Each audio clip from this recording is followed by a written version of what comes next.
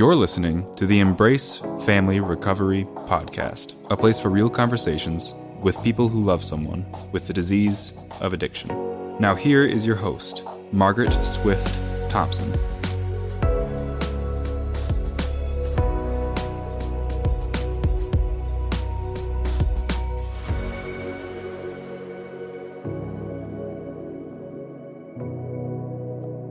Welcome back to the second episode with Maeve O'Neill. In today's episode of the Embrace Family Recovery Podcast, Maeve discusses what it was like to share her family experience growing up with her own children. Listen as we discuss the progress through 3 generations with resources, education, and empowering children with information. The impact of this family disease is generational, and so is the impact of recovery. Let's get back to Maeve. The Embrace Family Recovery Podcast.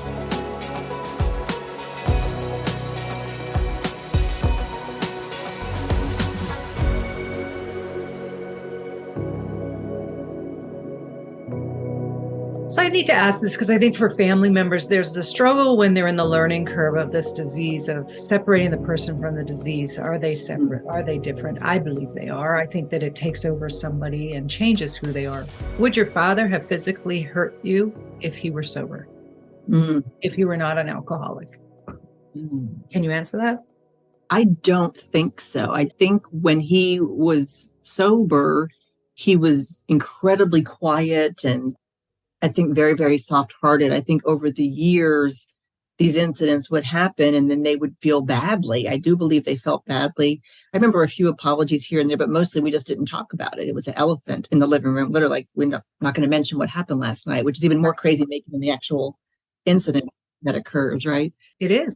I don't recall him ever being violent when he was sober, but you could see it building up. I think that's part of the fear too, is stressful things are happening and nothing's being said or nothing's being handled. So it's going to come out. Like that pressure cooker.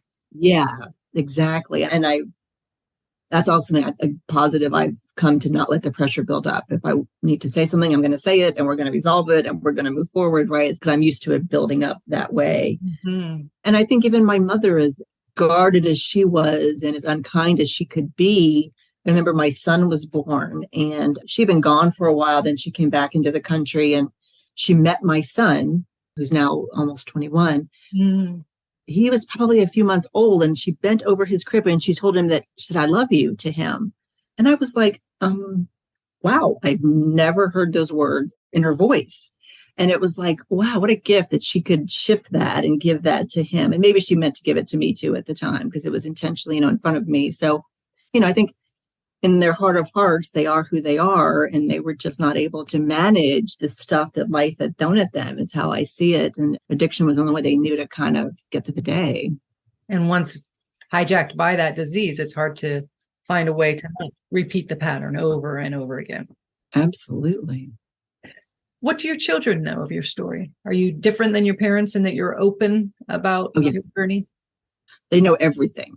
And I think right or wrong, I've always told them everything. And early on, it was just, here's who I am. Here's, kind of how we come to this. There'd be times you just find a reason to tell the story. And then they didn't see our parents a lot. They would see other kids with their grandparents or people. And then for a while, my dad lived with us when they were little. And they actually witnessed the time that he drank too much alcohol. And they were like, oh, that's what you grew up with. And luckily, it wasn't violent. It was just under the influence in a way they don't normally see adults, right, act. And they're like, oh, now I get it. And then we've had a couple of situations over the years where we've had to educate that and talk about that. And then I put them in Betty Ford's 5-Star Kid program. Fabulous. Having grown up with Jerry Moe in my life as a huge mentor, and, I adore him. The best. Yeah, if I credit, my life to anybody, Jerry's up there along with Sis Wanger and those guys. So Jerry met them at a conference. Gosh, they were probably like 10 and 7 years old. like, that guy's cool, and so then when I think Aiden was turning 13 and Lainey was 10, I put them in Betty Ford's, the program up here in Dallas. So they went through that program and they both graduated. Gosh, that was I can tell a quick story with that. Yeah, I'd love it. I'll try not to cry because this is a tough one for me not to cry too. But so they were in the program. My son was kind of a big kid. He's a football player. So he's the oldest in the group of many, many younger kids. And Lainey was 7, and she's a little bit more of an outgoing personality, a little bit tougher. So I didn't know how they were going to do. I thought she's probably not going to talk, and he's probably going to be like caretaking everyone. Like, it's just going to be interesting. So I remember we dropped them off the first day, and they're both like, oh, come on. It's like first day of summer break. Like, Mom, do we have to do this? This is the dumbest thing ever. I'm like, I have to give you every skill I know you can have. You got to have these skills. Sure. So they go, and then we get in the car when I picked them up. And Delaney, who's 7, she says, we learned about the backpack today. I said, oh, the backpack where you put rocks in and it weighs. And she's like, oh, how do you know about the backpack? And I was like, well, okay, I kind of have some degrees and licenses behind my name, but that's okay. They taught you about the backpack. That's good. Yeah. At that point, she loved it. She thought it was amazing.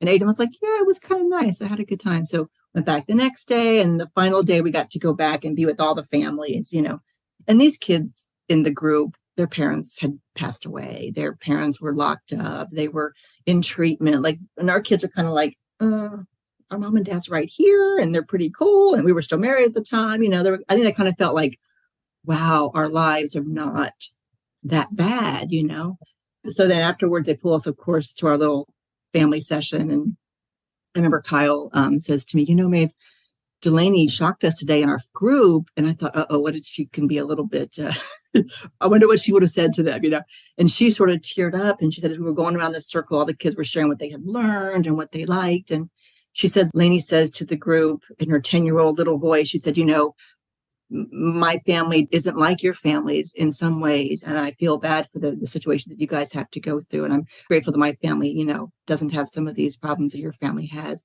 Mm-hmm. Then she goes, but now I wonder what it was like for my mom growing up. Oh. And I was like, oh, God, you could not pay for that kind of empathy, right? And she got it at that point. And the way she's looked at me since that day has shifted because she sees, I think, in me, those little kids, like, oh, that's what my mom had to deal with. So I can see her go to, even now she's a teenager, she's almost 18. She sees that little girl sometimes, and it shifts who she is, which is pretty cool.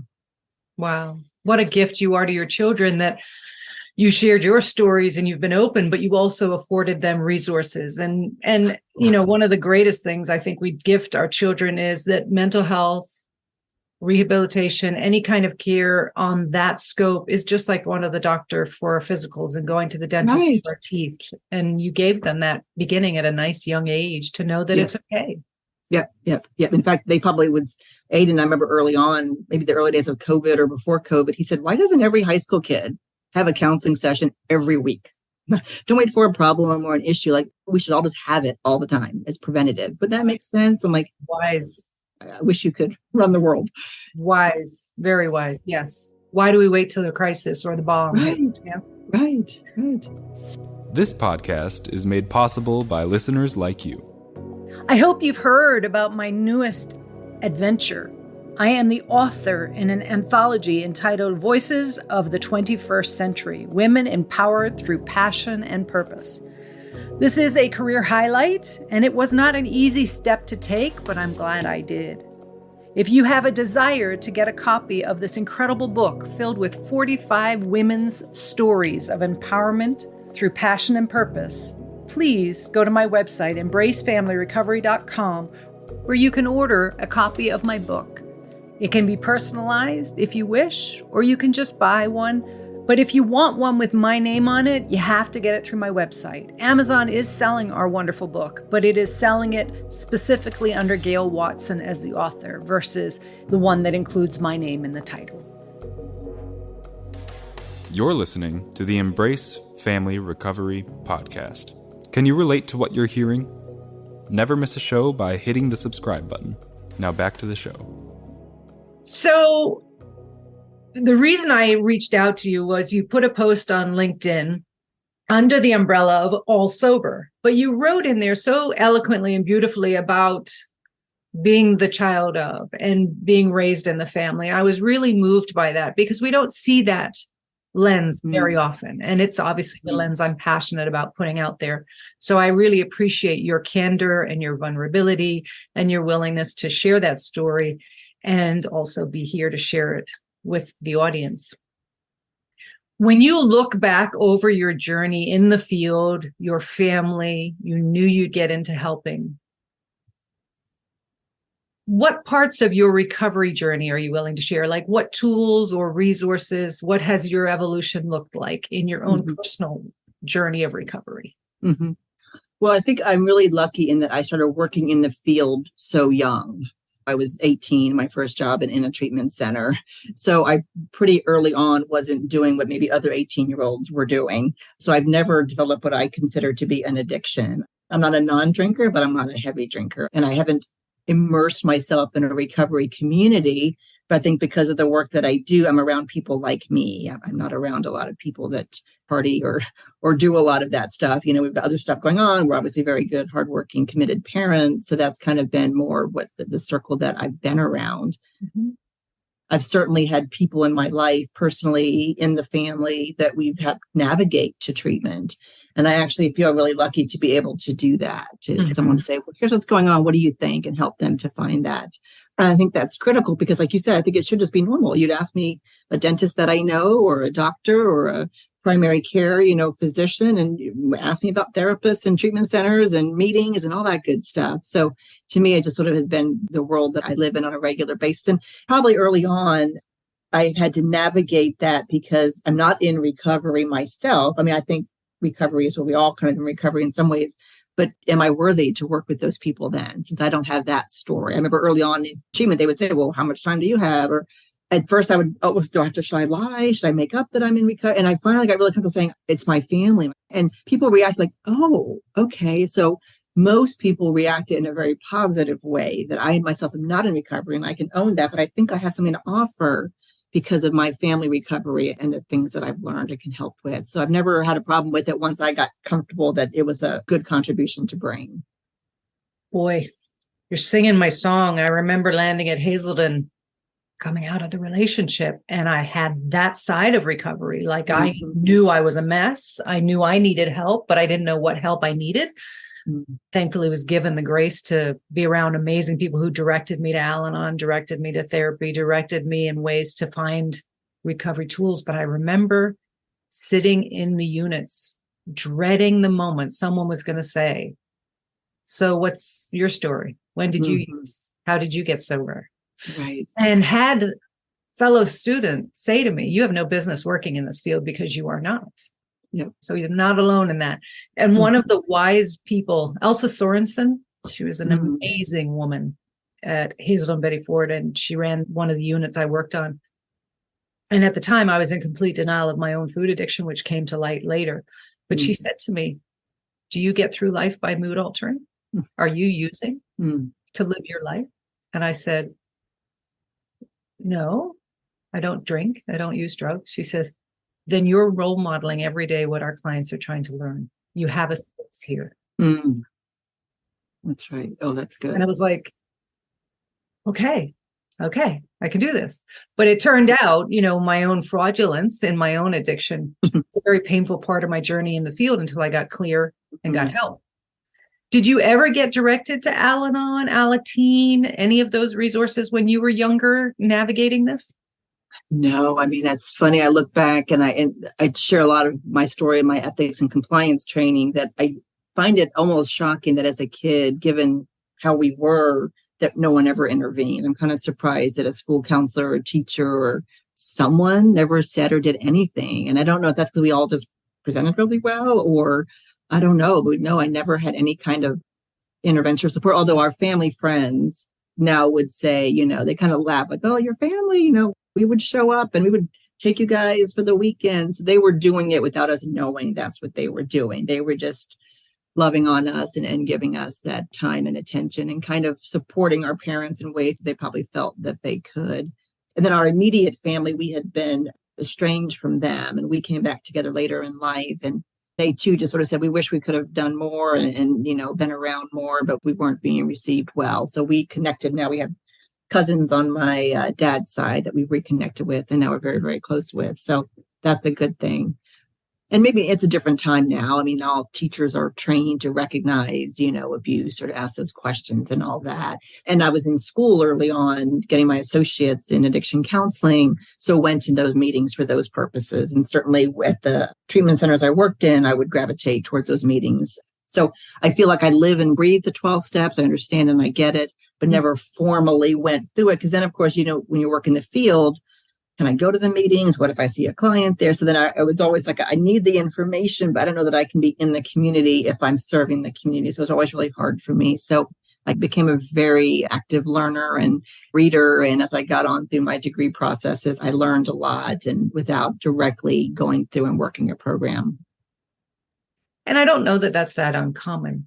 I think that some of us heal ourselves through a diverse platform of ways. It's reading, it's listening to stories, it's identifying with, it's picking up nuggets, it's sitting in therapy for 10 years. It varies. It's going to meetings. It's what path we find. Exactly. Were you angry ever at the adults not noticing or not intervening? Did you ever go, golly, would somebody do something? Or were you just truly surviving? So that didn't cross your mind. Yeah, I don't remember as a kid being angry. I just remember more so those adults in our lives. Formative part of our years were in New Orleans, and we lived in the French Quarter, and it was a pretty chaotic time. We went to a wonderful school, though, called the Free School, which was sort of, the beginnings of the Montessori, but even more free. It was very much run by a group of hippies.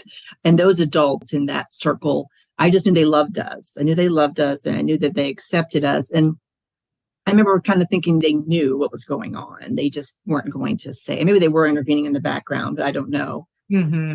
Mm-hmm. I remember just feeling like, okay, they get it. There could be a safe person if I needed it, or we'll just go to their house. There was a lady next door to us in one of the places we lived that I remember going to her house. Her name was Linda. We'd go to Linda's house and just sit on Linda's porch. So I remember just finding those safe places that didn't necessarily say, oh, your family has this problem, but they were just available. And I think that's what we can do in our schools, in our communities, even in our treatment centers. You don't always have to be like in the clinical framework, right? We can just be there and be with people. And that's pretty powerful.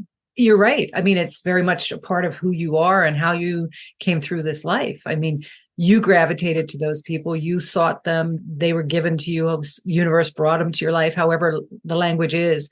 But it sounds like your skill or approach to life has been to find the example that you wanted or find the people that you needed. Family of choice versus family of birth, whatever language works for people. Yes. And that's a huge skill that our children, I would think, are even finding harder through COVID when we were so shut down and isolated that we couldn't be with those other people who were positive influences in our lives. Yeah, absolutely. Very hard time for many, many people.